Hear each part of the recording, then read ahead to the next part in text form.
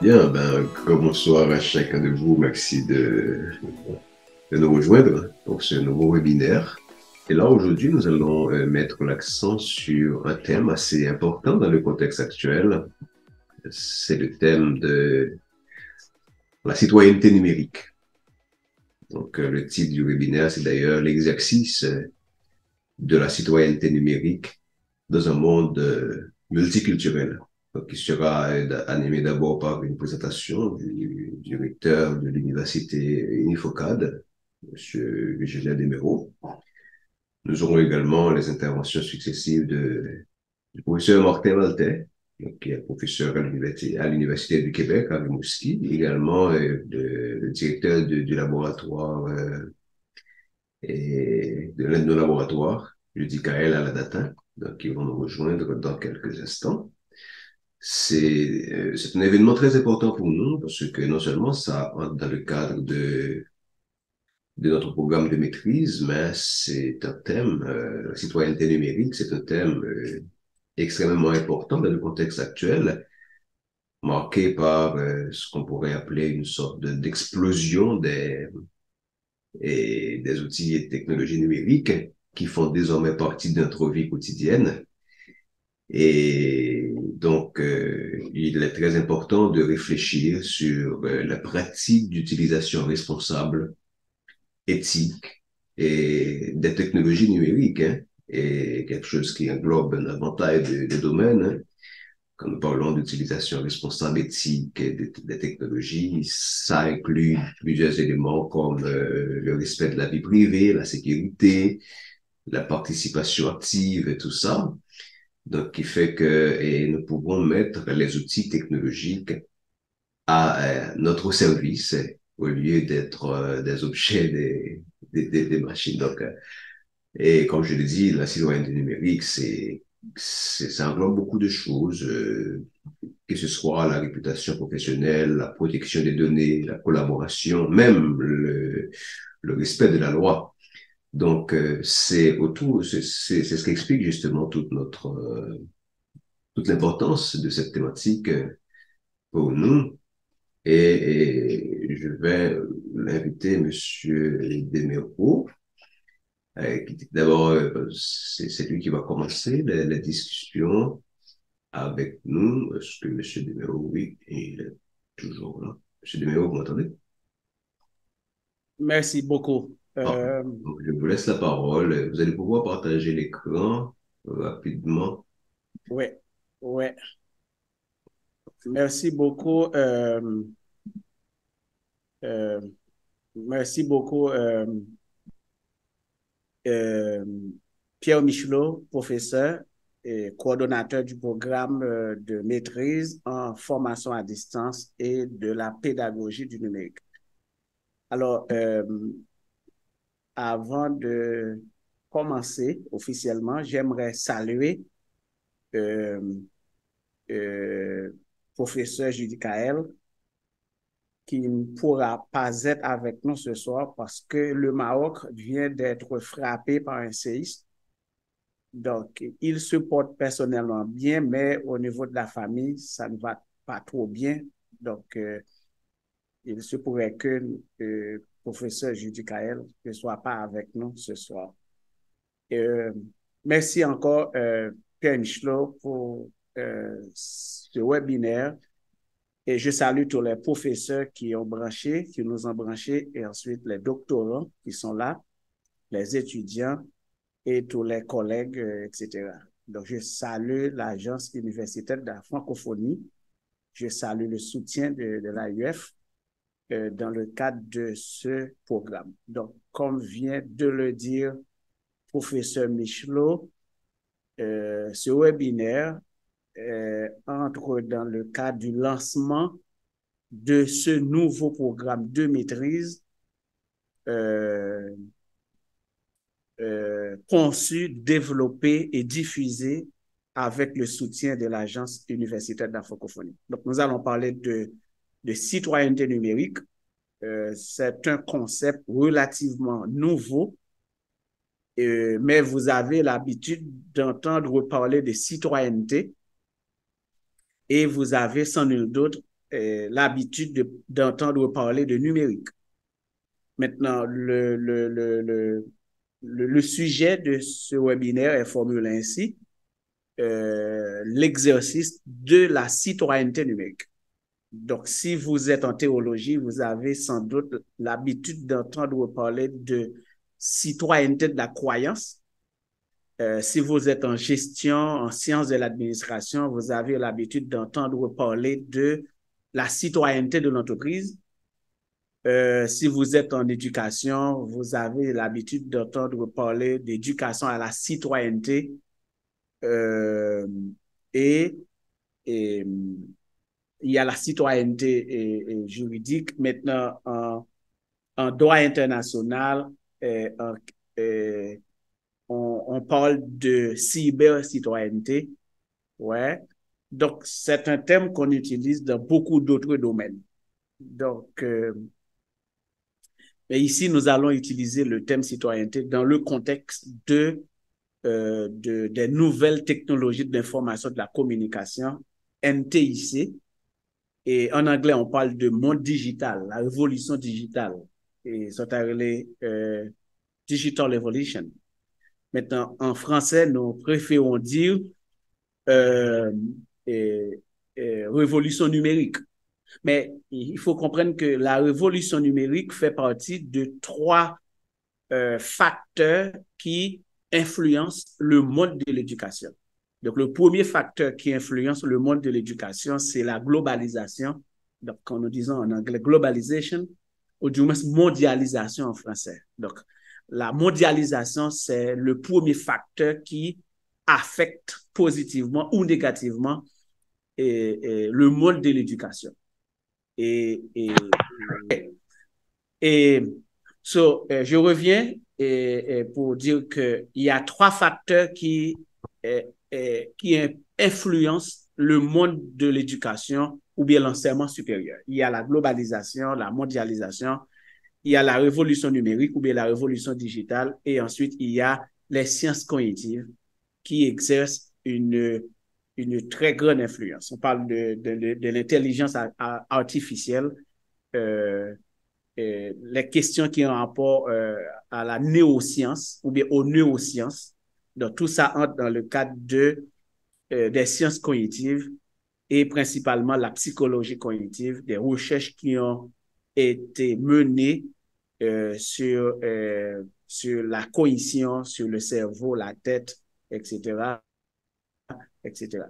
Donc, dans le cadre de ce webinaire, nous allons parler de préférence de la citoyenneté numérique parce que c'est un concept important pour l'éducation aujourd'hui, pour le droit, pour la sécurité, pour la santé, etc. Donc, quand on parle de citoyenneté numérique, nous ne sommes pas seulement dans les sciences informatiques, nous ne sommes pas seulement dans les sciences de l'éducation, nous ne sommes pas seulement dans la communication, nous sommes aussi dans la gestion, nous sommes aussi dans le droit, nous sommes aussi dans l'économie. Et nous allons parler de l'exercice de la citoyenneté numérique. Nous venons de dire qu'il y a la révolution digitale, la révolution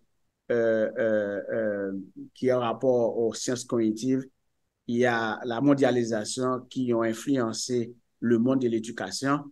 Et maintenant, nous allons parler des nouvelles technologies de l'information et de la communication qui ont influencé tout ce que nous faisons aujourd'hui. Donc, et nous allons essayer de définir maintenant la citoyenneté numérique. Qu'est-ce que ça veut dire? Selon les auteurs, nous allons considérer Eastman, Cannon, Gungoe, 2014, et ils définissent la citoyenneté numérique comme étant la capacité d'utiliser la technologie avec compétence, d'interpréter et de comprendre le contenu numérique et d'évaluer sa crédibilité. La capacité de créer, de rechercher, de communiquer avec les outils appropriés. La capacité de réfléchir de manière critique sur les opportunités et les défis éthiques du monde numérique. La capacité de faire des choix sûrs, responsables et respectueux en ligne. Donc, étant donné que nous sommes condamnés à utiliser des contenus numériques, ou du moins à utiliser les outils numériques, d'abord, nous avons accès, nous aurons accès, ou bien nous avons accès aux outils numériques. Nous utilisons les outils numériques. En tant qu'individu, il y a des comportements, il y a des attitudes à adopter lorsqu'on vit dans ce monde numérique. Maintenant, on parle de attitude, on parle de comportement et nous parlons aussi de capacité. Donc, la capacité d'utiliser à bon escient la technologie ou du moins les outils numériques, c'est déjà l'exercice d'une certaine citoyenneté numérique. Donc, afin de mieux comprendre le concept de citoyenneté numérique dans toute sa complexité, nous allons considérer 9 éléments qui y sont associés.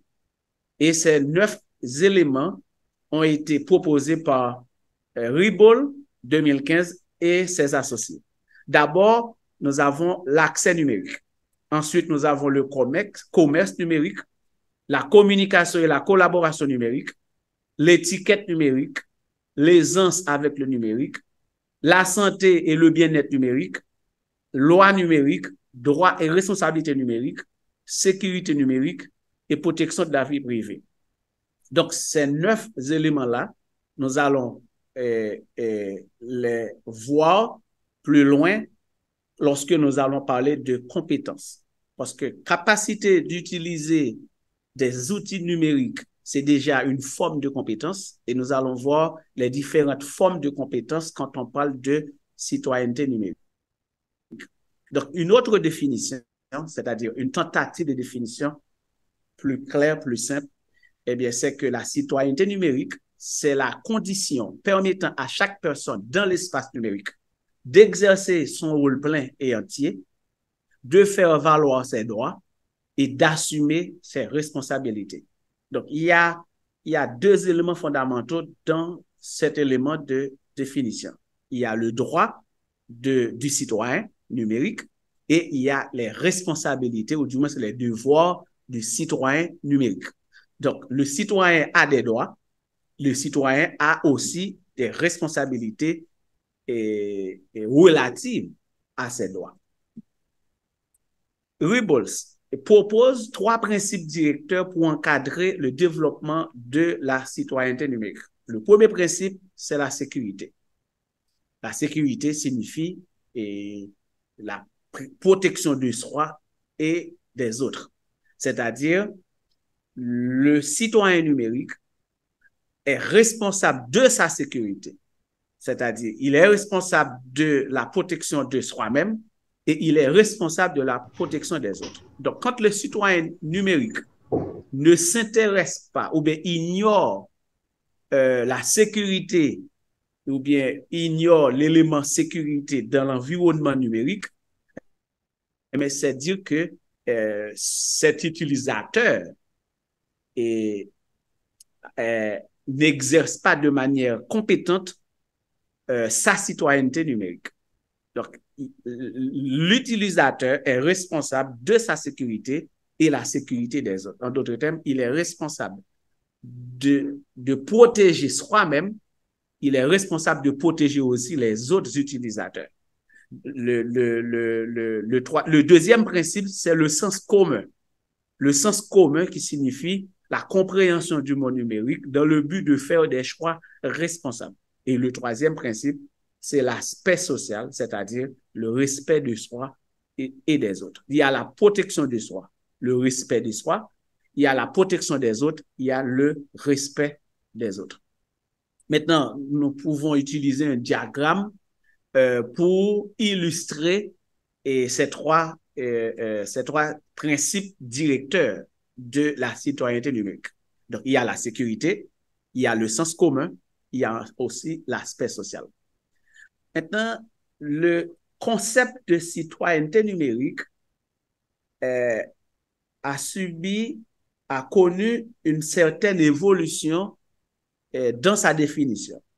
Donc, ce qui fait que la définition, ou du moins la signification du concept de citoyenneté numérique a évolué.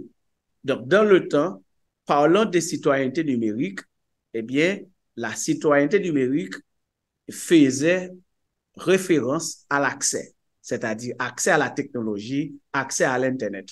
Donc, le fait d'avoir accès à un ordinateur, à un téléphone, à un ordinateur et à l'Internet, on dit qu'on est un citoyen numérique parce qu'on a accès. Maintenant, avec le temps, on arrive à comprendre que l'accès ne suffit pas. Il faut utiliser la technologie, il faut utiliser l'Internet. Donc, l'utilisation doit se faire de manière quotidienne et l'utilisation doit se faire de manière efficace. Et ensuite, avec le temps, on pense que l'éducation est fondamentale.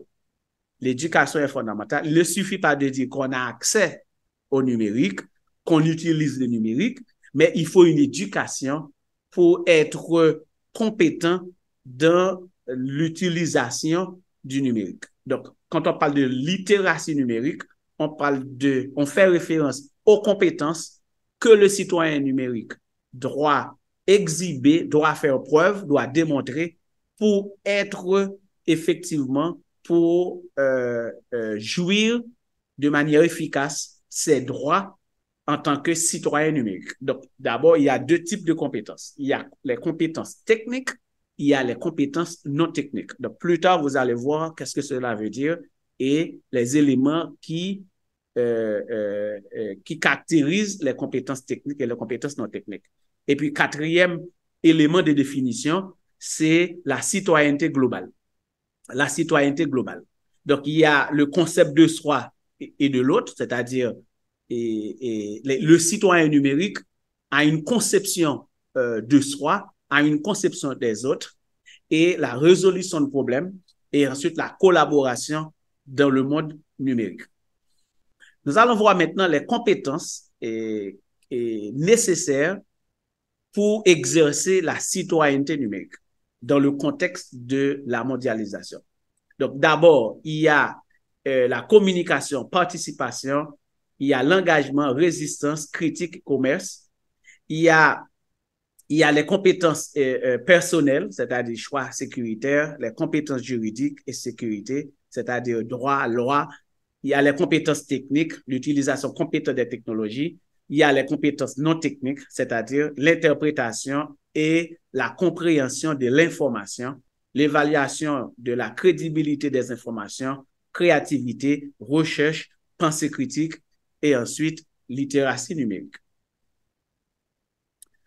Maintenant, nous venons de parler de compétences numériques, deux formes de compétences techniques, compétences non techniques, et nous venons parler aussi de compétences citoyennes. Et c'est tout ça qui donne la citoyenneté numérique. Donc, parlant de citoyenneté numérique, on parle de capacité à. Quand on parle de capacité, on voit quelqu'un qui est compétent. Donc, il y a deux formes de compétences ici. Il y a les compétences citoyennes, c'est-à-dire les compétences sociales, les compétences personnelles et les compétences juridiques et sécurité. Il y a aussi les compétences numériques, c'est-à-dire les compétences techniques et les compétences non techniques. Donc, parlant de compétences sociales, on parle de capacité de communiquer, participation, engagement communautaire, engagement dans l'environnement numérique, résistance critique dans le monde numérique et ensuite commerce, etc. Il y a les compétences personnelles, par exemple, capacité de faire des choix sécuritaires, choix respectueux et santé et bien-être.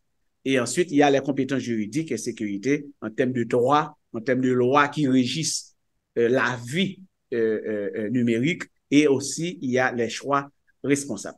Nous avons les compétences techniques, c'est-à-dire l'utilisation de manière compétente des technologies, accès aux technologies et comme compétences non techniques, nous avons l'interprétation et la compréhension de l'information, l'évaluation de la crédibilité des informations, la créativité, la recherche, la pensée critique et ensuite la littératie numérique. Maintenant, mettons tout ça ensemble, eh bien, nous voyons que les compétences sociales, personnelles et juridiques sont des compétences d'ordre citoyen, tandis que les compétences techniques et non techniques sont des compétences d'ordre numérique.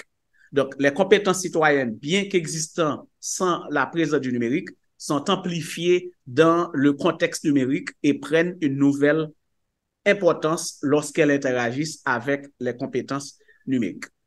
Maintenant, nous allons parler maintenant de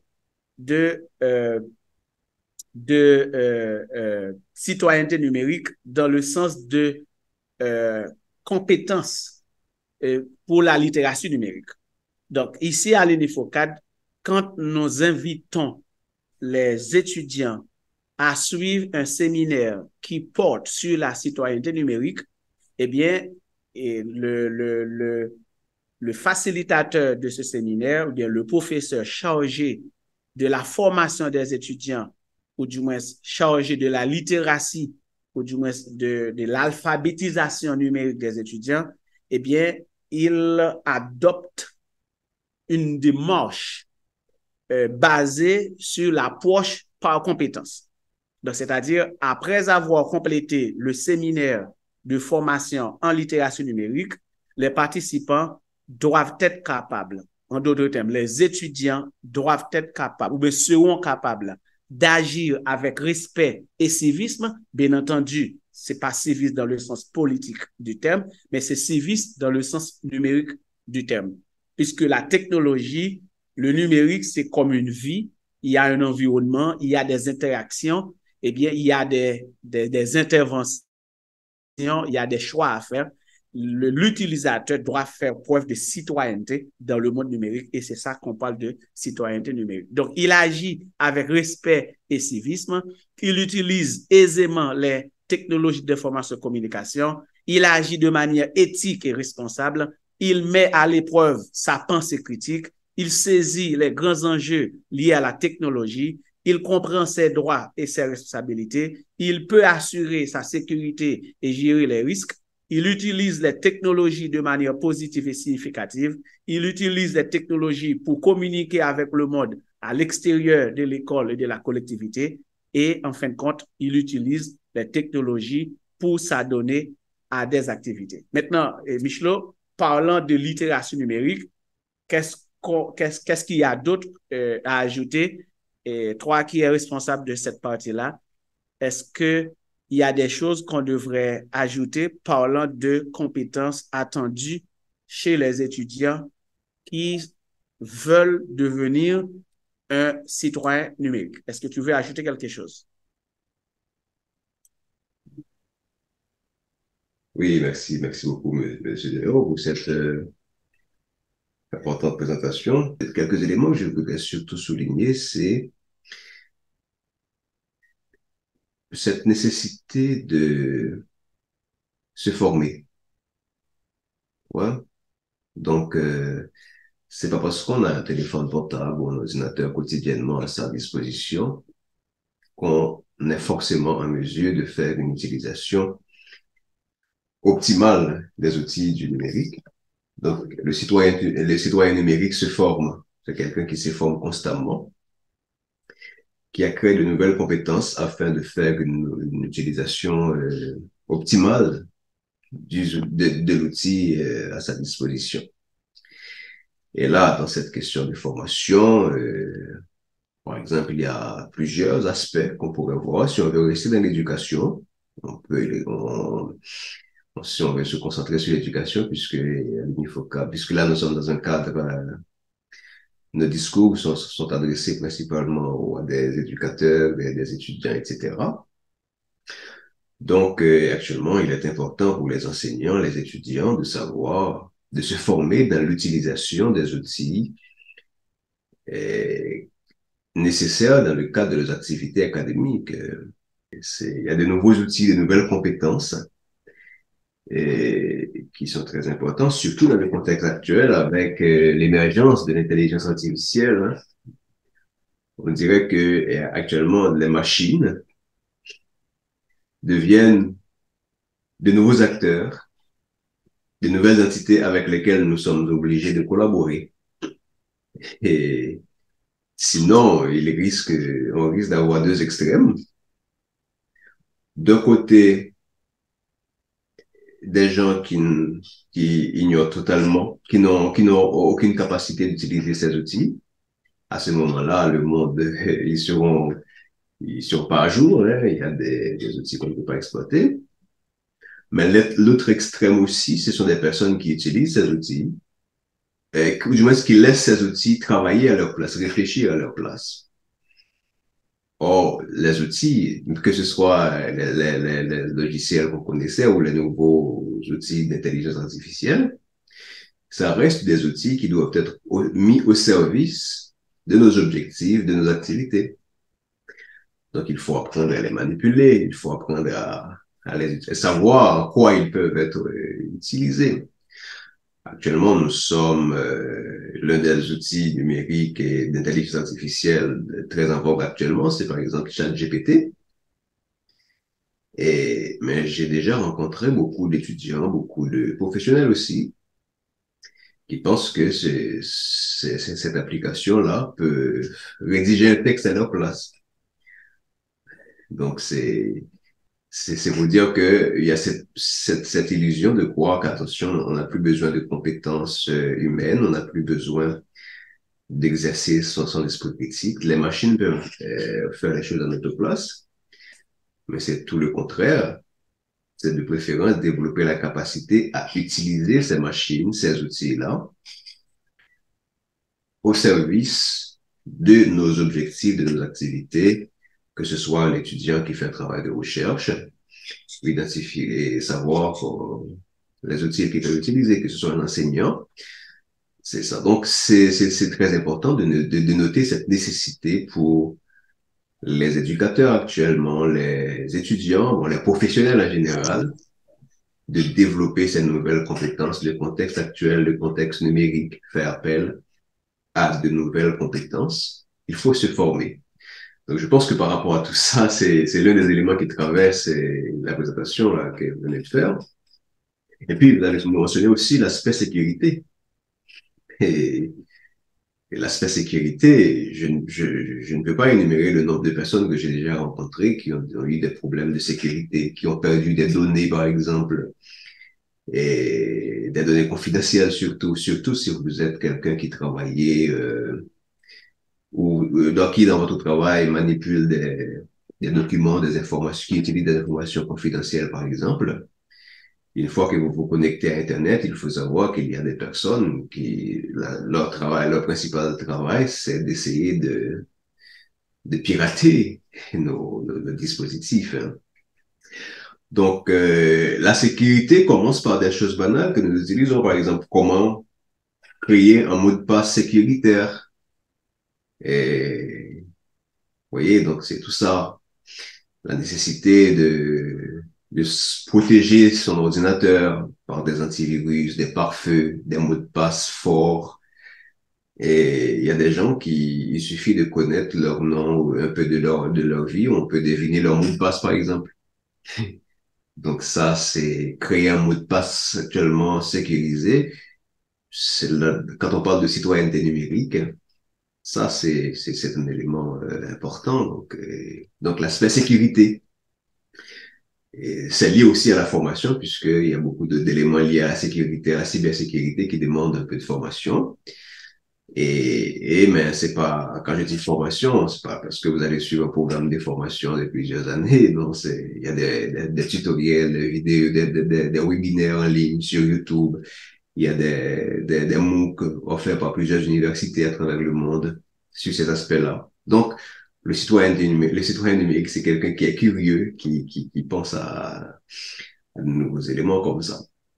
Et puis, il y a un autre élément aussi qui est très important, c'est la question de vie privée, hein. Il y a beaucoup de personnes qui n'arrivent pas à se rendre compte. C'est pas parce qu'on est sur son canapé qu'on peut écrire qu'on peut écrire avec son clavier d'ordinateur ou de téléphone, qu'on n'est pas sûr, qu'on est en privé, non. Qu'on peut dire n'importe quoi. Hein? Quand vous êtes sur votre canapé chez vous, dans votre chambre, et que vous êtes sur Facebook, c'est comme si vous étiez sur une place publique. Donc, il faut faire cette décantation entre la vie privée et la vie professionnelle, mais aussi comment vous vous comportez sur une place publique. Ça, je le dis pour les gens qui, par exemple, n'ont aucun souci problème pour partager des informations personnelles sensibles sur les réseaux sociaux, sur les plateformes numériques, etc. Donc, on constate cette tendance et c'est pas parce que, par exemple, vous travaillez et que les gens n'ont pas besoin de savoir ce que vous avez eu comme problème avec votre conjoint hier soir. Hein. C'est pas nécessaire. Ou, je sais pas, donc, le respect de la vie privée, ça c'est au niveau de ce que vous partagez, mais c'est aussi au niveau de ce que vous publiez, mais ce que vous partagez aussi comme information sur les réseaux, sur le web. Quand vous remplissez un formulaire, il faut vous questionner, mais est-ce que c'est nécessaire de répondre à toutes les questions qu'on vous pose? Les questions de la vie privée, comme votre date de naissance, comme bon, tout ce qui a rapport avec votre vie privée, est-ce que ça vaut la peine de partager ces informations en ligne? Et parce que c'est toute la question de l'identité numérique. Hein. Il y a un rapport entre citoyenneté numérique et identité numérique. L'identité numérique, c'est toutes les traces que vous laissez sur le web, que ce soit ce que vous publiez, tout type de contenu, texte, images, vidéos, etc., mais que ce soit ce qu'on dit à propos de vous. Et ça constitue votre identité numérique. Et quand on veut connaître quelqu'un aujourd'hui, on tape son nom sur Google. Vous voyez? Donc, c'est toute la question, c'est tous les enjeux professionnels, l'éducation, etc. Ce qui fait appel justement à la question de discrétion. Donc, vous pouvez avoir un problème avec votre supérieur hiérarchique dans votre travail, mais ça ne se règle pas sur les réseaux sociaux, par exemple. C'est, c'est tout ça. Hein. Donc, ça fait appel à une utilisation responsable et en évitant de participer à des comportements en ligne responsables, irrépréhensibles, etc. Et puis, il y a toute la question de la loi aussi. Hein. C'est pas encore le cas en Haïti, mais des pays comme le Canada, par exemple, ils ont une régulation sur les réseaux sociaux, sur les médias, l'utilisation des outils numériques. Donc, on ne peut pas dire n'importe quoi, juste mais dénigrer une personne, ou il y a aussi la nécessité de respect. C'est pas parce que vous n'êtes pas d'accord avec quelqu'un que vous autres. Le fait que vous n'êtes pas d'accord avec quelqu'un, ça ne vous autorise pas, par exemple, à l'injurier sur le web, etc. Donc, la participation, qu'est-ce que vous partagez comme idée, comment vous contribuez, est-ce que vous respectez le point de vue des autres? D'autant plus que nous sommes dans un monde multiculturel. Hein. Quand on utilise les outils numériques, il n'y a plus de frontières géographiques. Donc, c'est autant d'éléments que j'ai pu retenir cette intervention m'a inspiré, la question de formation, sécurité, respect de la vie privée, toute la question de responsabilité, je pense, qui sont très importants et à prendre en compte autour de cette réflexion sur la citoyenneté numérique. Merci, Michelin. Merci. Donc, je vais continuer pour dire que donc, il y a non seulement les fondements de la littératie numérique, mais il y a aussi les contenus de la littératie numérique et de la citoyenneté numérique. Donc, quand on, on diffuse une formation sur la citoyenneté numérique, on tient compte de plusieurs éléments. Donc, le premier élément que Michelot vient d'expliquer, c'est la sécurité sur Internet, la sécurité sur l'environnement numérique, parce que on n'est pas seul, on n'est pas en vie privée, on est en vie publique. Donc, il y a un comportement à adopter quand on est sur Internet. Il y a les relations et communications dans le monde numérique, les traces numériques et réputation, c'est ce que Michelot vient d'expliquer aussi. Il y a l'identité numérique, ce que vous avez laissé comme trace, soit témoignages, photos, etc. La littératie numérique, qu'est-ce que vous savez du monde numérique, qu'est-ce que vous pouvez faire dans le monde numérique, la confidentialité et la vie privée, le cyberharcèlement, il y a des gens qui commettent des bêtises sur Internet, sur Facebook, sur Instagram, etc. L'image de soi et l'identité, et ensuite les droits d'auteur. Donc, tous ces éléments-là font partie des contenus enseignés dans la citoyenneté numérique. Là, nous allons voir maintenant les 9 facteurs, les 9 éléments qu'on compte en matière de citoyenneté numérique. Donc, on commence par se respecter et respecter les autres. Donc, nous avons parlé de respect, éducation et protection. Quand on parle de respect, on voit le droit des autres, l'accès et la netiquette. Quand on voit l'éducation, on voit la littératie, la communication et le commerce. Quand on voit de protection de soi et des autres, on voit la sécurité pour soi, sécurité des autres, droits et responsabilités, et ensuite santé et bien-être. Comment peut-on devenir un bon citoyen numérique? Eh bien, la meilleure façon de devenir un bon citoyen numérique, c'est d'être critique face aux informations données. Être critique face aux informations données. On parle de compétences informationnelles. Ici, là, la compétence informationnelle, c'est déjà l'un des caractéristiques d'un bon citoyen numérique. Un bon citoyen numérique a la capacité de traiter des informations, de discriminer les informations, de gérer les informations et de réutiliser ces informations à des fins personnelles et professionnelles. Donc, un bon citoyen numérique, c'est quelqu'un qui est compétent au niveau informationnel. C'est la capacité d'aller capter des informations, traiter des informations, discriminer les informations, stocker les informations et réutiliser ces informations-là au besoin. Donc, on parle de là un bon citoyen numérique. Donc là, il y a, si vous voulez, il y a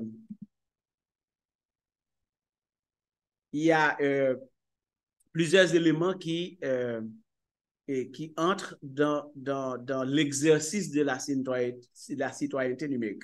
Donc, nous venons de parler de respect de la netiquette, respect du droit, respect de l'esprit, avoir l'esprit critique, et ensuite la vie sur Internet, savoir vivre avec les autres sur Internet. Donc, ce sont ces éléments-là que nous venons de parler, que Michelot vient d'expliquer aussi. Maintenant, l'utilisation, pourquoi on utilise des informations, pourquoi on utilise les technologies d'information et de communication et comment peut-on exercer la citoyenneté numérique. Donc là, il y a plusieurs réponses. La première réponse,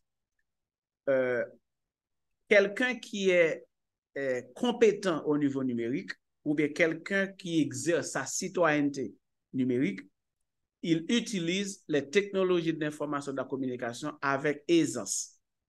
Il saisit les grands enjeux liés à la technologie. Il agit de manière éthique et responsable. Il agit avec respect et civisme. Il comprend ses droits et ses responsabilités. Il met à l'épreuve sa pensée critique. Il utilise les technologies de manière positive et significative. Il utilise la technologie pour communiquer. Il assure sa sécurité et gère les risques et il s'adonne à des activités. Voilà. Donc, ça, c'est ce qu'on veut parler de l'exercice de la citoyenneté numérique. Maintenant, il y a 9 autres éléments qu'on appelle P, 9P, qu'on peut considérer quand on parle de citoyenneté numérique. Le premier, c'est mot de passe, mot de passe, password.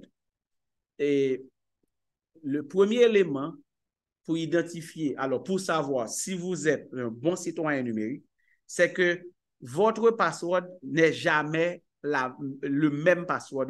Vous n'avez pas le même mot de passe tout le temps. C'est-à-dire, votre mot de passe, vous modifiez votre mot de passe de temps en temps. En disant, chaque 6 mois, vous modifiez votre mot de passe. Ou du moins, votre mot de passe n'est jamais le même tout le temps. Donc, un bon citoyen numérique modifie de manière régulière son mot de passe. Il sécurise son mot de passe, il se souvient de son mot de passe.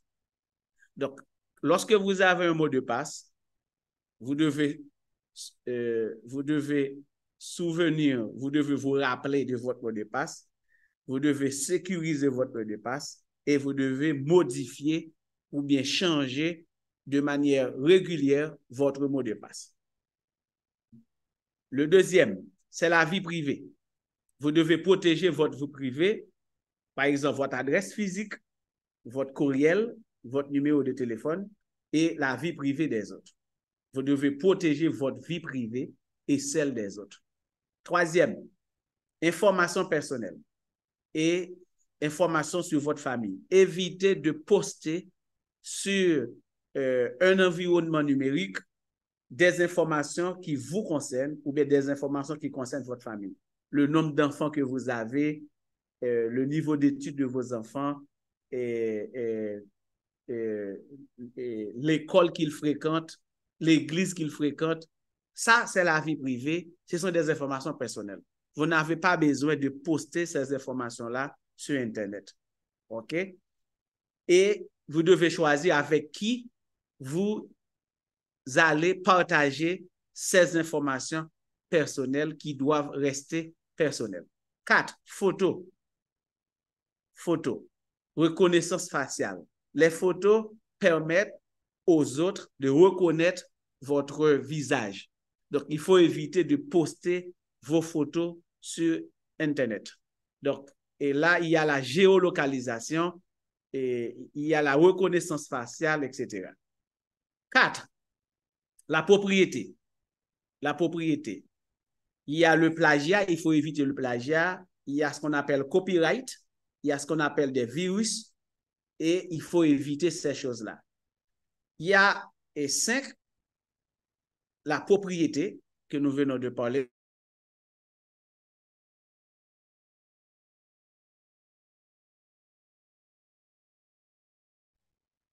Qui ne proviennent pas de vous, vous devez avoir la permission des auteurs, ou du moins, lorsque vous n'avez pas la permission des auteurs, vous devez citer les sources. 7. La protection. Il faut protéger la vie privée, votre vie privée et celle des autres. Donc, ensuite, il y a le professionnalisme, c'est-à-dire la netiquette et les compétences globales. Et 9, marque personnelle, c'est-à-dire partager avec permission. Il ne faut jamais partager des vidéos, des photos d'une autre personne sans la permission de la personne. Donc ici, là, ce sont les 9 éléments qu'on considère pour parler de l'exercice de la citoyenneté numérique. Il y a votre mot de passe, il y a votre vie privée, il y a des informations personnelles, il y a les photos, il y a la propriété privée, il y a la permission, la protection, le professionnalisme et ensuite la marque personnelle.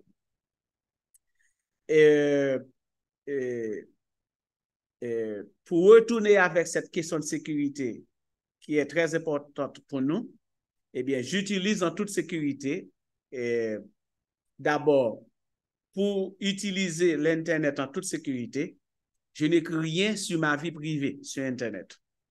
Je n'écris rien sur ma vie privée. 2, je ne donne jamais mon numéro de téléphone à quelqu'un que je ne connais pas. Je ne partage jamais mon numéro de téléphone sur Google, sur Facebook, sur Instagram. Je ne donne jamais mon adresse. J'accepte dans mon réseau seulement les personnes que je connais.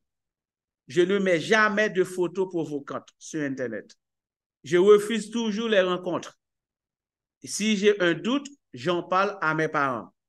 Et ce sont des éléments fondamentaux en ce qui a trait à l'exercice de la citoyenneté numérique.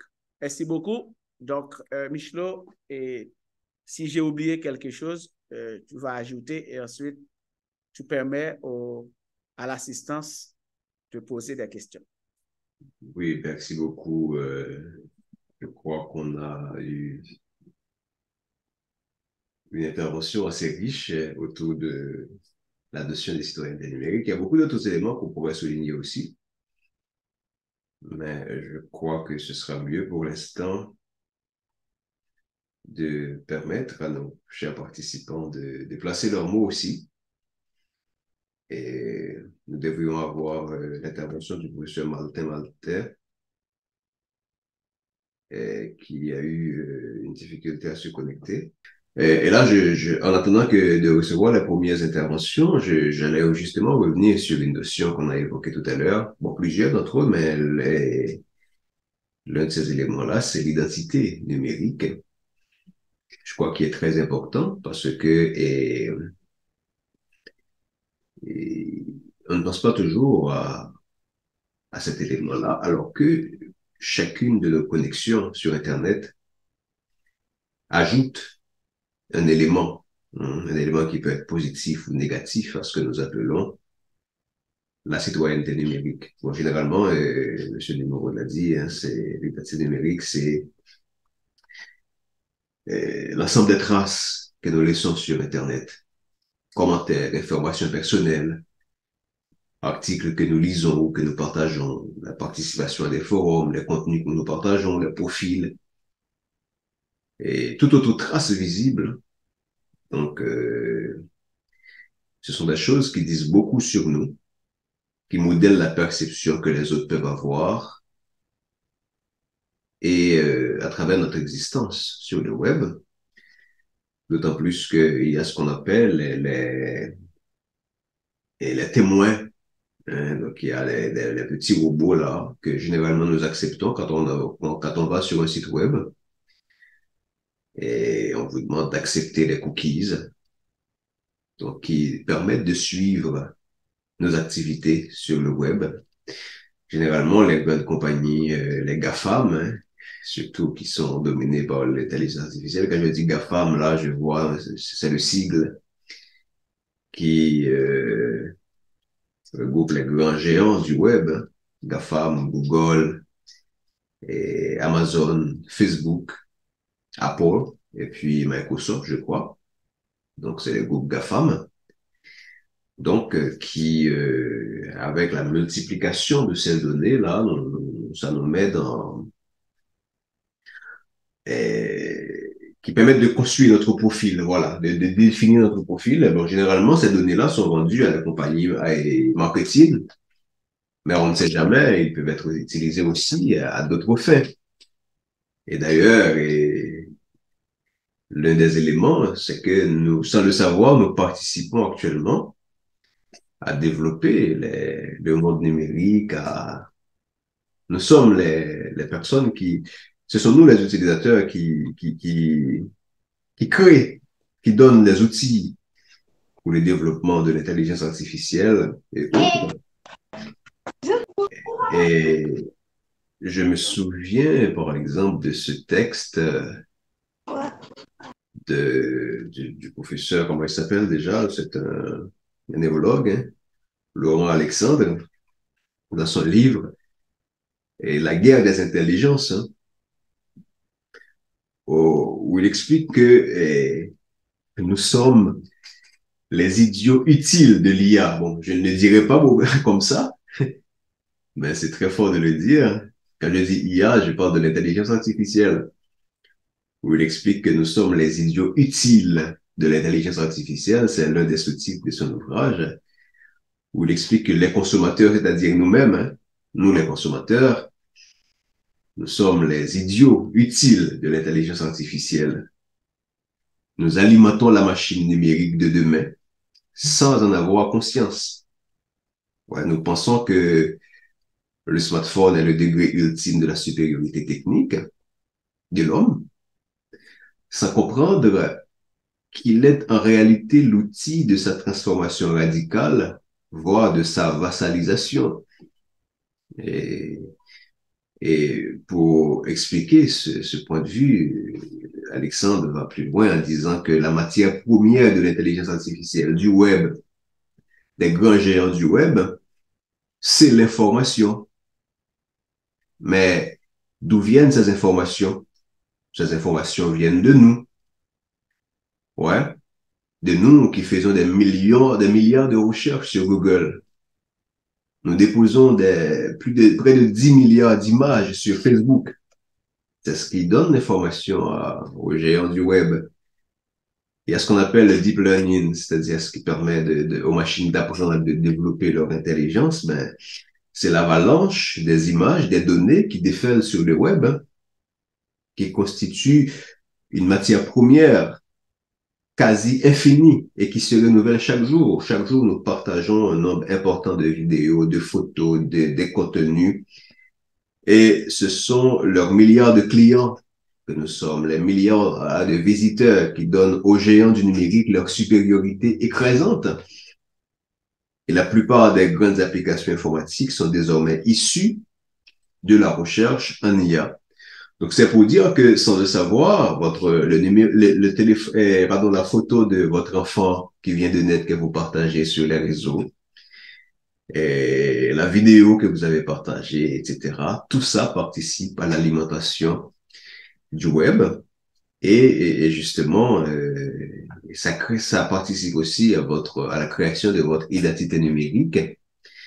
Je ne vais pas dire comme Dr. Alexandre que nous sommes les idiots utiles de l'IA, mais il faut prendre conscience que ce que nous partageons, c'est même si Facebook ou d'autres réseaux sociaux sont gratuits, mais sans le savoir, nous leur fournissons la matière première pour développer ces plateformes-là. Maintenant, ces matières premières, donc il faut savoir, et c'est pas le moment de dire attention, l'idée, c'est pas de développer une certaine peur par rapport à ces plateformes, non, mais c'est plutôt de nous inviter à prendre conscience que cela a des enjeux, puisque nos contenus, nos images, nos messages, nos vidéos sont des matières premières. Maintenant, il faut déterminer quel type de matière première que nous allons partager. Et tout ça, justement, c'est au cœur des préoccupations sur euh, la citoyenneté numérique. Merci pour vos interventions déjà. Et nous avons plusieurs questions. Je vais prendre d'abord la personne qui a levé la main. C'est probablement Christella. Et vous avez une intervention, vous pouvez intervenir et après nous allons prendre des questions dans le chat. Merci beaucoup de m'avoir donné l'opportunité. Je salue et je remercie le docteur d'avoir partagé avec nous ces informations si importantes. Maintenant, ma question, ça a rapport à Haïti, que je suis haïtienne. Et la question est la suivante. Comment le docteur voit-il la communauté haïtienne par rapport au développement numérique global? Et puis, si on parle de citoyenneté, je sais que cela revient à dire qu'il y a aussi des normes, des principes et des valeurs. Mais où en sommes-nous en tant qu'Haïtiens? Où en sommes-nous en tant qu'Haïtiens? Que je me rappelle que le docteur avait dit que au Canada, on a des droits et des devoirs. Mais où en sommes-nous en tant qu'Haïtiens? Merci. Merci beaucoup, Christella, pour cette question. Vous avez le haut, est-ce que c'est bon pour la Ok, question? c'est une très belle question. Félicitations, Christella. Bon, et non seulement le Canada, on a déjà, non seulement pour le Canada, qui a déjà une loi qui régit le comportement des utilisateurs sur le web. On parle de droit international avec spécialité cybercriminalité, cyber-citoyenneté numérique. Et en France aussi, on a ça. On a ça en France. Donc, on a ça comme spécialité doctorale. En sciences politiques, bien entendu. Département de sciences politiques, droit et sciences politiques. Chez nous, nous ne sommes que des utilisateurs. Et il n'y a pas un parlement qui... Nous n'avons pas vraiment des dirigeants qui pensent à ces choses. Nous ne pensons pas encore à ces choses. Parce que quand quelqu'un se comporte de manière irresponsable sur les réseaux sociaux, eh bien, il n'y a pas vraiment une loi qui, qui puisse régir le comportement des utilisateurs. Donc, le maître Antonal Mortimer vient de poser une question sur le chat. Il aimerait qu'on établisse ou bien qu'on renforce la différence entre l'utilisateur numérique et le citoyen numérique. Eh bien, l'utilisateur numérique, c'est quelqu'un qui dispose d'un ordinateur, qui dispose d'une caméra, qui a un accès à l'Internet. Donc, on définit le citoyen numérique en termes d'accès. Tandis que on peut définir aussi le citoyen numérique en termes d'utilisation. Donc, nous sommes au stade d'utilisateur, c'est-à-dire nous ne sommes que des utilisateurs du numérique. Mais nous ne sommes pas encore au stade. Permettez-moi de projeter encore mon écran pour voir ce que je suis en train de dire. Voilà. Voilà. Donc, il y a 4 niveaux de définition. Donc, les définitions ont évolué. Avec le temps, les définitions ont évolué. Donc, dans un premier temps, la citoyenneté numérique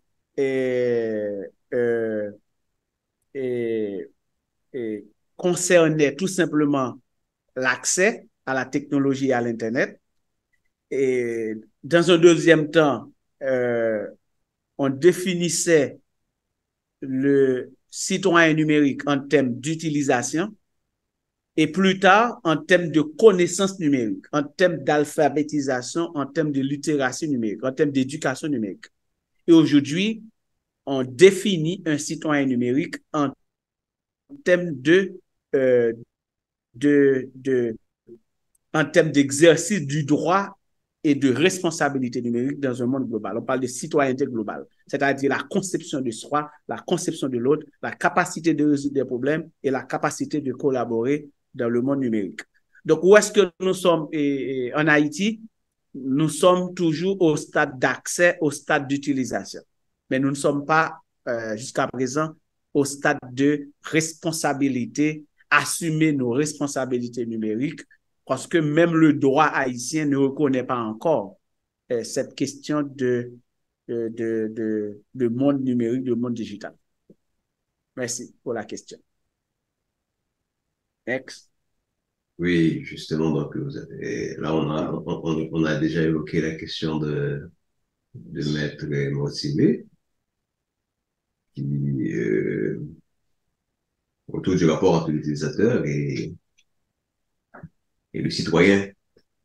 Donc c'est ça, mais il y a une question très importante sur le rapport entre la citoyenneté numérique et le développement durable. C'est vrai qu'on c'est pas une question qui a été au cœur de nos préoccupations aujourd'hui, mais c'est très important, cette question, parce que ça va nous ramener à toute la question de sensibilisation et d'éducation.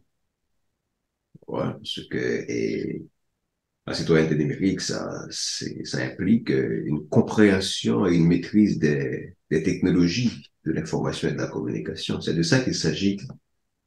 Ouais.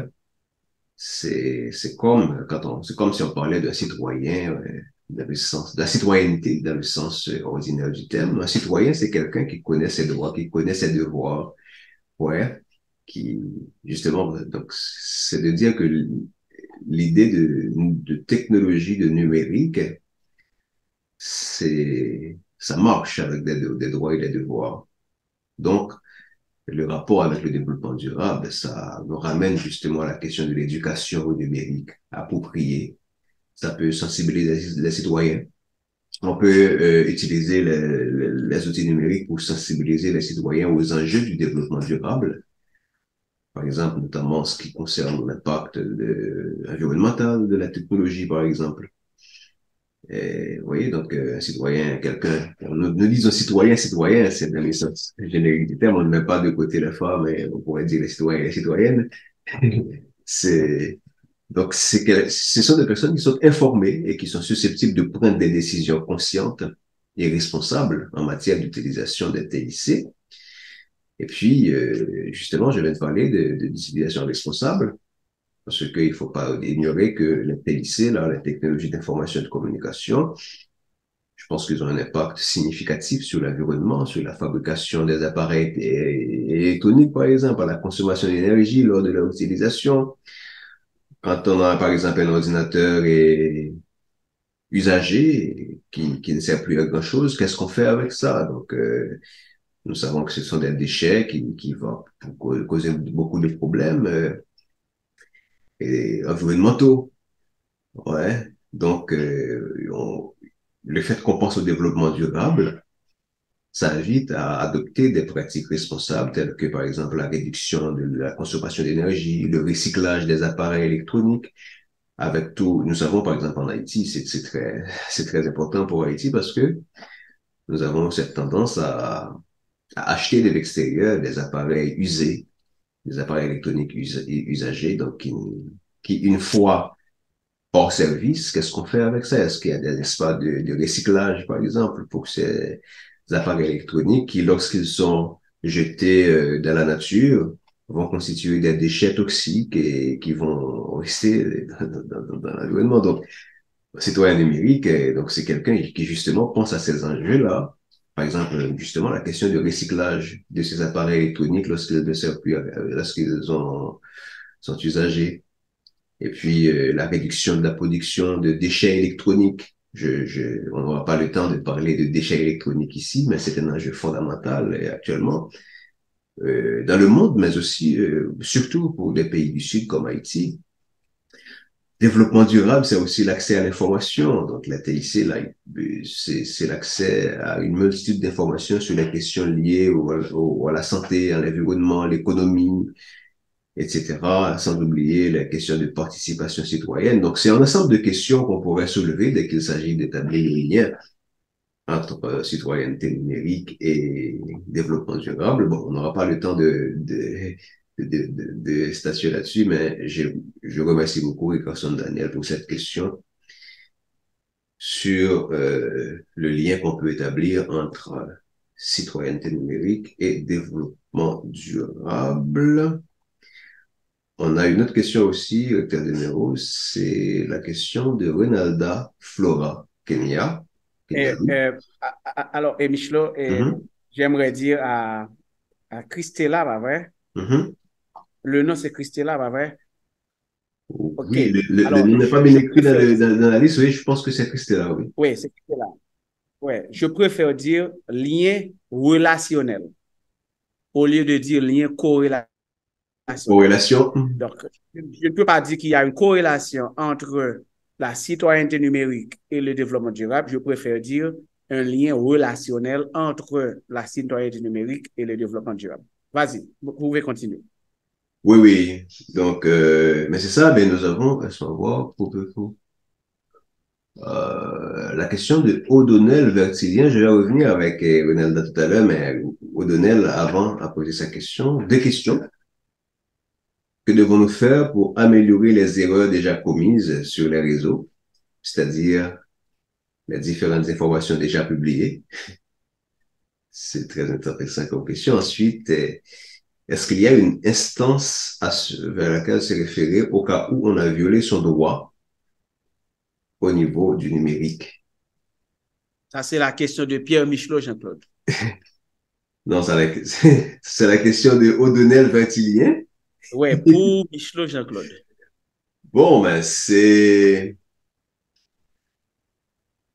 question est un peu ambiguë dans la mesure où il est difficile d'effacer, de supprimer quelque chose qu'on a déjà publié sur le web. Ça, c'est une première chose à laquelle il faut penser. C'est que c'est mieux de jouer sous la prévention parce que ce que nous publions, les images, les messages que nous publions sur le web, ne sont jamais supprimés, hein. Vous pouvez les supprimer sur votre fil d'actualité, mais les géants du numérique ont trouvé ont trouvé ce moyen-là de faire en sorte que nos contenus soient immortels, hein. C'est-à-dire que bon, nous avons une durée de vie, hein, donc on ne sera pas là éternellement, mais nos données vont rester juste après nous. Donc il est difficile de les supprimer. Mais par contre, ben, si quelqu'un prend conscience qu'il a commis des erreurs, bon, je ne sais pas de quelle erreur il s'agit, mais il faudra commencer par la reconnaître. Bon, ça peut être difficile de rectifier une situation. Par exemple, si vous avez partagé une information incorrecte, bon, ça peut être difficile de reconnaître son erreur, mais on ne perd pas grand-chose si on reconnaît avoir partagé telle ou telle information sans l'avoir vérifié, par exemple. On peut toujours se tromper, donc il y a, il y a ça, donc c'est toujours possible. Dépendamment du type d'information, par exemple, si vous êtes sur Facebook, vous avez fait une publication ou une image, vous pouvez toujours enlever l'image ou corriger un texte que vous avez supprimé et publier si la correction est nécessaire. Donc, vous pouvez éditer le post et apporter des informations correctes ou ajuster un commentaire explicatif. Donc, ça, c'est comme ce que c'est fait dans la vie courante, hein. Donc, vous avez commis une erreur, ben, vous avez dit quelque chose, etc. Donc, ça se fait aussi sur les réseaux, dépendamment de la gravité de la situation. Si l'erreur que vous avez commise a causé du tort à quelqu'un, par exemple, et il peut être approprié de présenter des excuses, hein. Soyez transparent, exprimez votre regret. C'est au cas où il y a un problème, mais vraiment le plus important, c'est la prévention. C'est-à-dire, vous allez partager et ça peut être des informations. Il faut prêter attention à ce qu'on peut appeler la prudence. Ouais, la prudence, c'est-à-dire vérifier ce que vous partagez. Par exemple, il y a la question de confidentialité et discrétion, ce sont des principes. Donc, évaluer, est-ce que ça vaut la peine d'être partagé sur la place publique, cette information-là, cette vidéo-là, cette image? Ouais, et parce que nous parlons d'identité numérique. Est-ce que les contenus partagés sont utiles? Parce que ce qui arrive, c'est que on n'utilise pas les outils numériques parce qu'on on est influencé par d'autres personnes. Vous voyez que vos amis les utilisent, vous les utilisez aussi. Généralement, c'est comme ça que ça se passe. Généralement, on ne réfléchit pas toujours avant de s'inscrire sur les réseaux sociaux. Mais je pense que les réseaux sociaux ou n'importe quelle application numérique qu'on utilise, je pense qu'avant même de les utiliser, il faudrait une réflexion en amont. Pourquoi j'utilise cet outil? Pourquoi je télécharge cette application sur mon téléphone? Pourquoi je crée un compte ou une page de Facebook ou LinkedIn ou quoi que ce soit d'autre? L'idée, c'est de lier l'utilisation de ces outils-là à vos objectifs personnels et professionnels. Et c'est à ce moment-là que vous allez définir, voilà, donc c'est lorsque vous avez un objectif pour l'utilisation de ces outils, donc vous allez déterminer quel usage que vous allez en faire, quel type de contenu vous allez publier. Certaines personnes prennent l'habitude de dire n'importe quoi sur les réseaux sociaux, comme s'il n'y avait aucune règle à respecter. Non, le web n'est pas une zone de non-droit, mais c'est un lieu où les choses et les normes de contenance sociale, voire juridiques, ont toute leur place. Donc, ce n'est pas parce qu'on peut publier, comme je l'ai dit tout à l'heure, à partir de son canapé, qu'on est autorisé à tenir des propos diffamatoires ou insultants. Donc, il faut faire cette réflexion en amont. Et c'est dommage qu'il n'y a pas de formation sur ces questions. Et c'est dommage. Donc, l'idée, ce serait de penser à ne communiquer que des informations, à ne partager que des images, que des vidéos, qui ne pourraient pas davantage porter préjudice, soit à vous-même ou à d'autres personnes. L'idée, ce serait ça. Donc, de vous dire, attention, de vous donner cette balise-là, ne pas divulguer d'informations trop personnelles, confidentielles, et s'assurer que ce que vous partagez soit vraiment utile. Donc, on privilégie les publications qu'on juge intéressantes pour les autres, qu'il s'agisse de votre cercle amical ou professionnel, et celles dont vous ne pouvez pas être amené un jour à avoir honte. Voilà. Donc, l'idée, c'est quand je vais partager une photo ou n'importe quel message ou un commentaire, posez-vous la question, est-ce qu'il est possible qu'à l'avenir, je sois amené à avoir honte à cause de cette publication, que ce soit dans ma vie personnelle ou professionnelle? Est-ce qu'au contraire, je peux être fier de ce que j'ai partagé par rapport à mes objectifs personnels, par rapport à la personne que je suis, par rapport au profil professionnel que je vais vendre? Donc, l'idée, c'est de penser à la valeur ajoutée de chacune de vos publications. C'est-à-dire, donc, on se rend service, rendez-vous service par les contenus que vous partagez.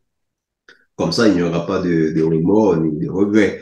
Donc, je ne sais pas s'il y a quelqu'un qui s'est déjà trouvé dans la situation où il doit regretter quelque chose qu'il a partagé, mais si ce n'est pas encore le cas, ben, ce que je vous conseille, c'est d'investir dans la prévention en pensant avant, ouais, en pensant avant de publier quels sont les enjeux des messages, des vidéos, des photos, etc., que l'on partage. Et, mais j'ai beaucoup parlé sur cette question. Il y avait une deuxième question, je ne sais pas, M. Dumont, si vous l'avez remarqué, c'était une instance auquel on peut se référer au cas où on a violé son droit au niveau du numérique. Bon, je ne sais pas si ça existe en Haïti, s'il y a des... Naturellement, je sais que légalement, la diffamation, c'est quelque chose qui est sanctionné par la loi, mais je ne sais pas, d'un point de vue légal, comment est le cadre légal haïtien par rapport à l'évolution du numérique. À ma connaissance, il n'y avait pas de régulation sur l'utilisation du numérique. Mais on a déjà constaté des dérives en Haïti, hein. J'ai déjà vu, par exemple, quelqu'un qui, sur les réseaux sociaux, pour faire des menaces de mort contre d'autres personnes. Mais je vous assure que, par exemple, dans des pays comme les États-Unis, le Canada et autres, même en Europe, et on ne peut pas dire n'importe quoi. Il faut, c'est régulé, ces choses-là sont régularisées. Il y a pas très longtemps, un adolescent, par exemple, a proféré des menaces de mort sur son compte Twitter contre une personne. Et quelques temps après, cette personne-là a été malheureusement tuée. Ben, cet adolescent-là a été poursuivi, ouais, à cause de sa déclaration. Et vous venez de voir ce qui est arrivé récemment avec l'une des personnes qu'on considère comme une influenceur en Haïti et avec des poursuites judiciaires au Canada. Donc, il a dû faire face à tout un procès sur, sur ça maintenant, mais je sais pas. Donc, comment est le cadre légal en Haïti sur la question? Ben, là, c'est un aspect juridique que je ne connais pas. Mais je connais pas si je pas vraiment de réponse à cette question, mais ce qu'il faut toujours dire, c'est que on a des responsabilités quand on utilise les réseaux sociaux, le numérique. Donc, c'est très important de prêter attention à ça. Et une question, oui, tout à l'heure, j'ai fait référence à la question de Flora Kenyaloui. Vous avez présenté la manière dont on doit utiliser le numérique pour ne pas nuire à notre citoyenneté. Quels sont les conseils? Quels conseils pouvez-vous nous donner en tant que jeunes pour améliorer nos lacunes et notre éducation par le numérique d'une manière positive? Une intervention par rapport à cette question, Recteur Deméo? Eh bien, on ne naît pas citoyen, on devient citoyen. Et je suis devenu citoyen numérique par la formation. Donc, j'ai investi dans ma formation et j'ai été patient aussi. Donc, je vous conseille d'être patient ou patiente. Je vous conseille de la formation, l'éducation, c'est-à-dire d'investir dans votre éducation. Ouais. Mais il faut comprendre que l'éducation en termes de formation, littératie numérique ne suffit pas. Il faut une certaine disposition, prédisposition à devenir citoyen. Donc, il faut être disposé à être citoyen. il faut être prêt à exercer le droit et les devoirs relatifs au privilège d'être citoyen. Donc, il y a d'abord les droits, il y a aussi les devoirs. Il faut balancer les deux.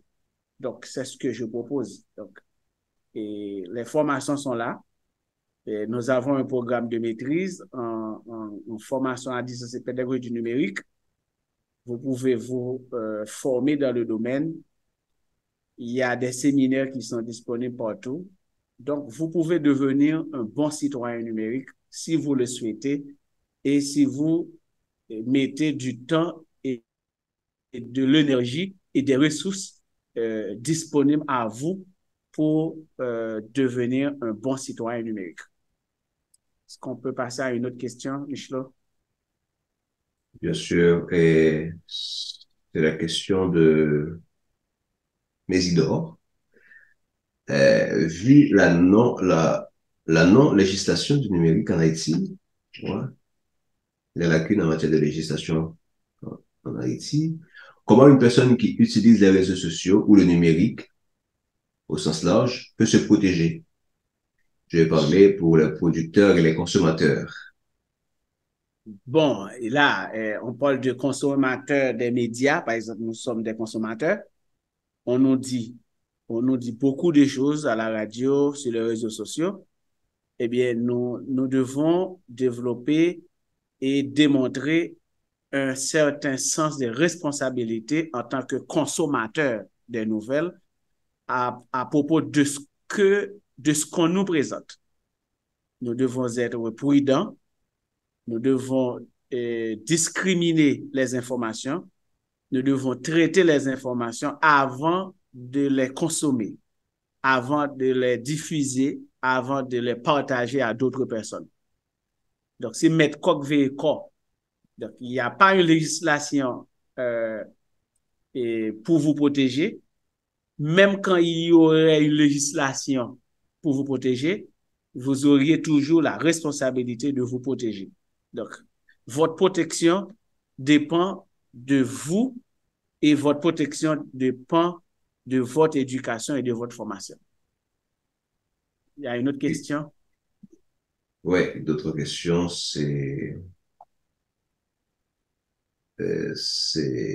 alors, mais juste avant de passer à l'autre question, et concernant la question de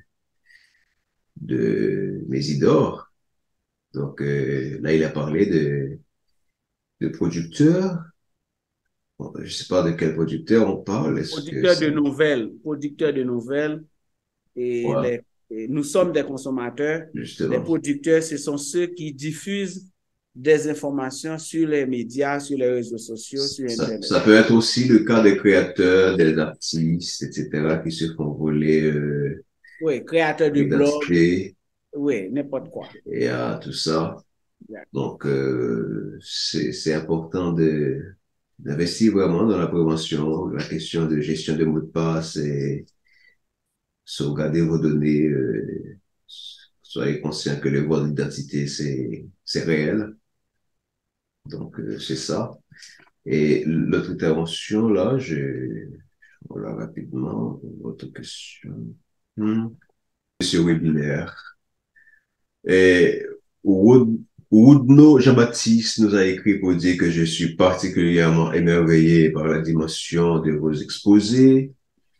J'aimerais bien savoir comment peut-on concilier les risques liés à l'utilisation des plateformes numériques avec la nécessité qui s'impose à nous face à l'incontournable pratique du e-learning, e-meeting, etc., les rendant plus commodes.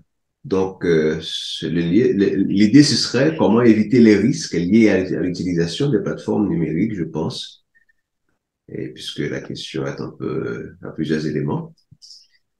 Par le numéro, une réponse par rapport à ça. Et bon, mais il y a plein de risques. Vous voyagez, il y a du risque. Vous mangez, il y a du risque. Eh bien, vous travaillez, il y a du risque. Il y a du risque dans tout ce que nous faisons.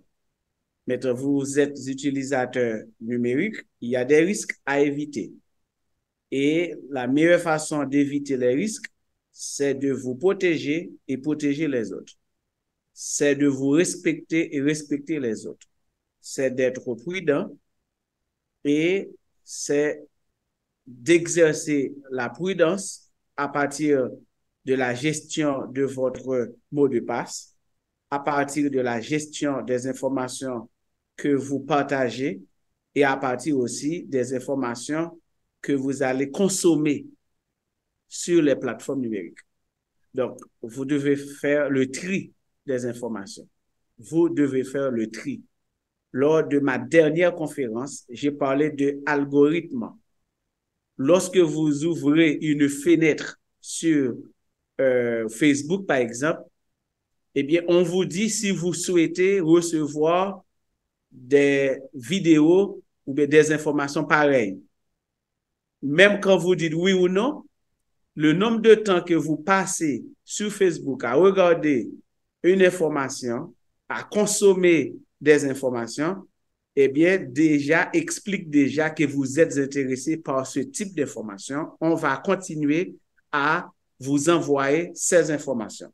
Vous allez sur Google, on vous envoie des informations, vous lisez un article sur Google, on vous demande si vous êtes intéressé à recevoir des articles pareils. Si vous dites oui, on va vous bombarder avec des articles de ce type.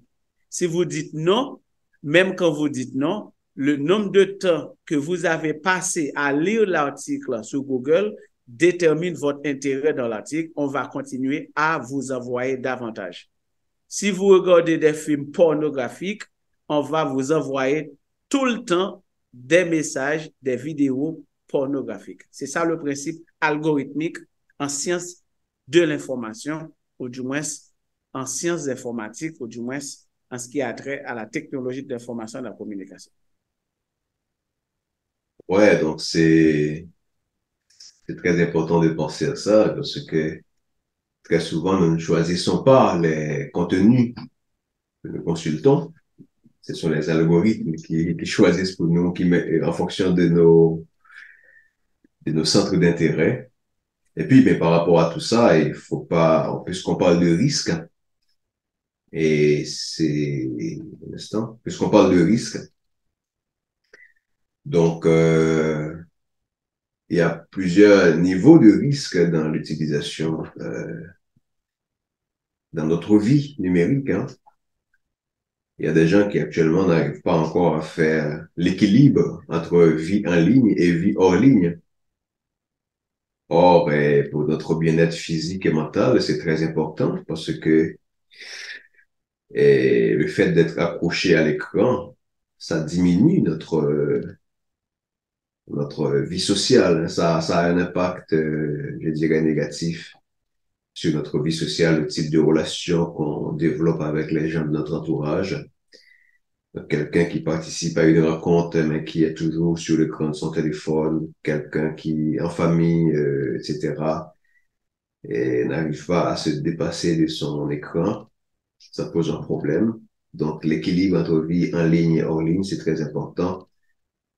Il est également très important de penser à ce qu'on appelle généralement la fatigue numérique. Vous voyez, donc vous savez que il faut surtout les personnes qui travaillent, qui dans leur travail utilisent beaucoup l'ordinateur, l'écran. Donc, il est très important parfois de s'accorder des pauses régulières loin des écrans. C'est parce que il y a tout, je vous conseillerais, on n'aura pas le temps vraiment de s'attarder sur ce concept de fatigue numérique, mais c'est très important de penser à ça. Et puis, ben, que ce soit, on parle encore de risques, hein, les risques, là, je viens de parler des impacts que ça peut avoir sur notre vie sociale, mais même sur notre santé. Mais il faut pas oublier aussi que il y a les problèmes de sécurité. Donc, il faut être vigilant à ce qu'on appelle l'escroquerie en ligne, hein. Donc, il y a toujours des tentatives d'escroquerie, les courriels que vous recevez. Est-ce que c'est pertinent de cliquer sur les liens qu'on vous envoie parce que on peut vous envoyer des chevals de Troie, hein. Vous pouvez recevoir un email avec des informations et des liens. On vous demande de télécharger des documents, de cliquer sur un lien, etc. assurez-vous que c'est vraiment sécuritaire. Est-ce que vous faites confiance à ce courriel-là? Est-ce qu'il y a un autre domaine, un courriel auquel vous pouvez faire confiance? Parce que il y a des offres trop belles pour être vraies qu'on reçoit parfois par rapport à un courriel. Et donc, je pense que vous avez vous avez l'habitude de recevoir ce genre de courriel. Donc, prêtez attention à ce qu'on appelle les messages malveillants et ne partagez jamais d'informations sensibles à moins que vous soyez sûr de l'authenticité de la demande. C'est très important de penser à ce risque. Et puis, vous avez parlé de e-learning. Donc, l'une des choses auxquelles il faut prêter attention, c'est que tout ce qui est disponible comme information sur le web n'est pas forcément valable. Parce que de nos jours, n'importe qui peut créer un blog, n'importe qui peut créer un site web et partager des contenus, indépendamment de ses compétences en SEO. Donc, SEO, il peut être plus populaire que des contenus valides. Donc, quand vous faites une recherche sur Google, par exemple, vous mettez un thème, là, Google vous donne, ou bien n'importe quel moteur de recherche, ça vous donne tout ce qui existe en rapport avec votre requête. Donc, il est important de développer cette capacité de valider les sources, de vérifier vos sources. Donc, lorsque vous participez, par exemple, vous faites un travail de recherche ou n'importe quelle activité en rapport avec l'e-learning, donc il faut vous assurer que les plateformes que vous utilisez sont fiables et sécurisées, parce que tout ce que vous voyez comme information, comme formation, ne sont pas forcément crédibles. Donc, c'est autant d'éléments auxquels il faut prêter attention. Et la question de sécurité, on ne dira jamais la question de confidentialité, protéger votre vie privée, utiliser des paramètres de confidentialité sur les réseaux sociaux, limiter la quantité d'informations personnelles que vous partagez en ligne, utiliser les services de messagerie chiffrée. C'est autant d'éléments qui sont très importants à mettre en œuvre dans un contexte de citoyenneté et numérique. Et puis, si quelqu'un souhaite s'inscrire au programme de maîtrise en formation à distance et pédagogie du numérique, il peut s'adresser directement au professeur Michelot, qui se fera le plaisir d'aider, d'assister et d'orienter. Vous pouvez vous inscrire en ligne, vous n'avez pas besoin de vous déplacer. Le programme est diffusé en ligne, à distance.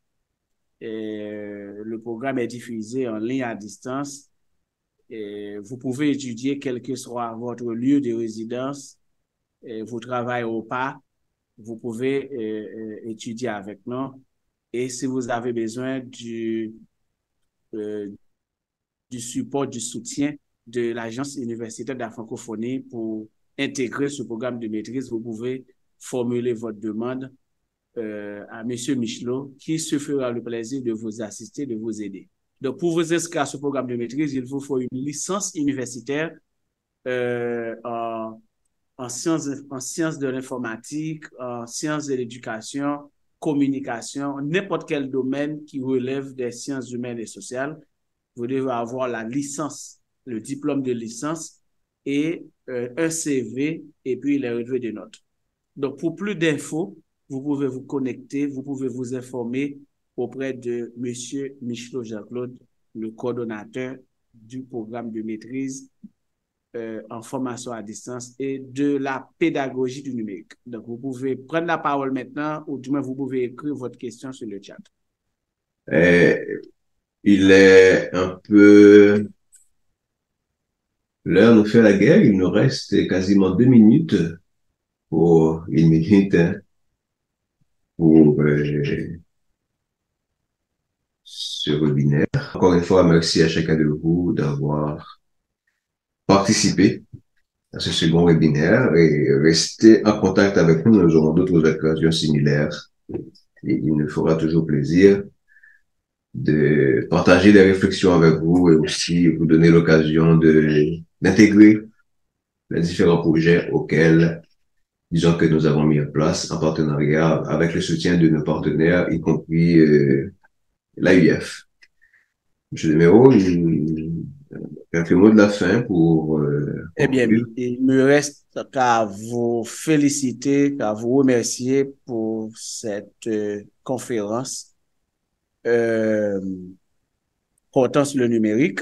Donc, je félicite tous ceux et toutes celles qui ont participé à la conférence, spécialement les doctorants de l'UNIFOCAD. Donc, j'ai vu plusieurs étudiants au doctorat et des étudiants africains et haïtiens qui sont là. Merci beaucoup. Donc, je vous souhaite une bonne Merci fin beaucoup de à journée. chacun de vous. Merci, Woodnou, Jean-Baptiste. Et donc, à très bientôt pour une autre occasion, pour notre événement similaire. Bon dimanche à chacun de vous.